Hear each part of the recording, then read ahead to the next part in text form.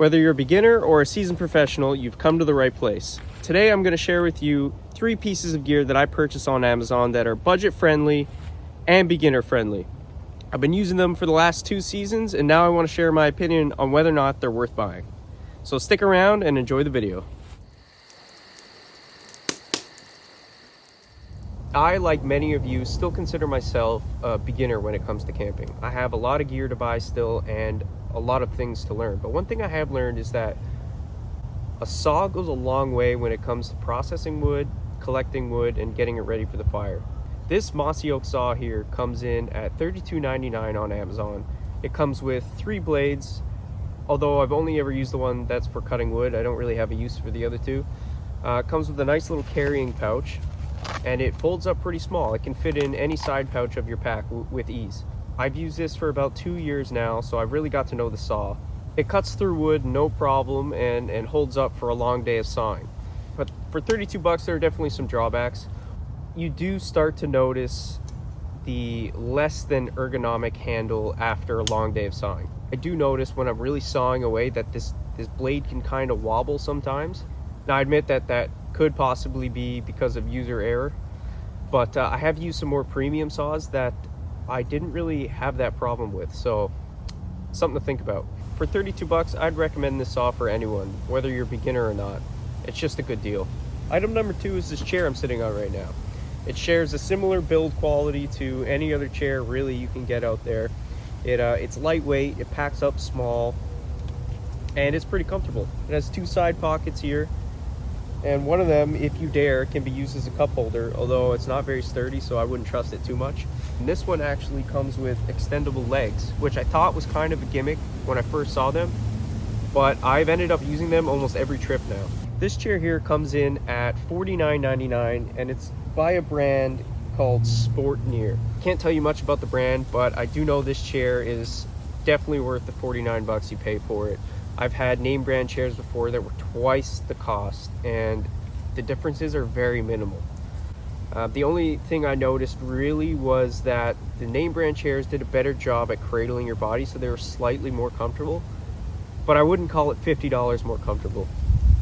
One thing that does annoy me with this chair, and it's really not that big of a deal, but I thought I'd mention it anyway, is when you're packing this chair up, it can be kind of a wrestling match to get this thing back in the bag it came from. I managed to get it in there every time, but it does get annoying. You have to really squeeze it in there.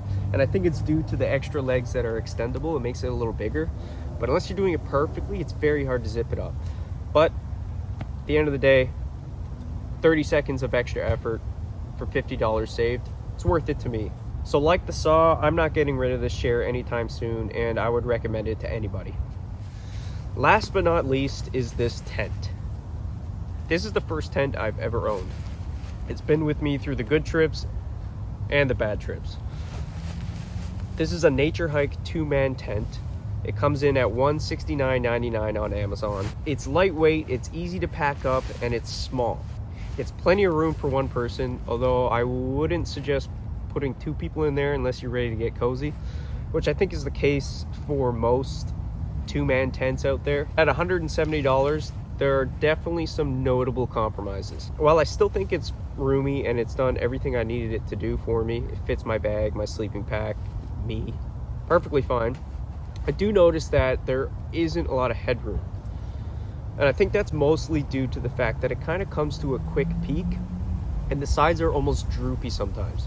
Whereas more expensive tents, they kind of have a pole up top to keep it more boxed out. It makes it feel a little more roomy.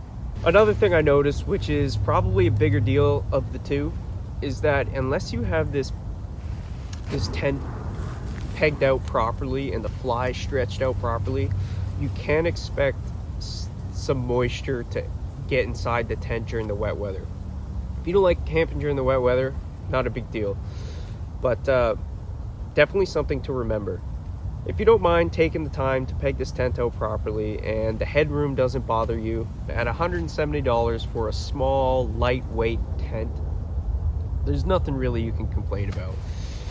I would recommend this tent for anyone who's looking to save a couple extra bucks, or even beginners. But I will say this, if you do have a little bit of extra money in your budget, make sure you do some shopping around because there are a ton of tents for every budget out there.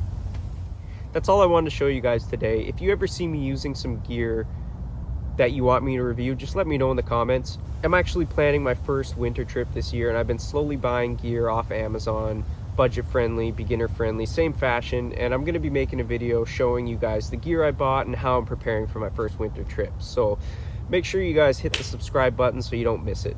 Everything that I showed you guys today, there will be a link in the description for it.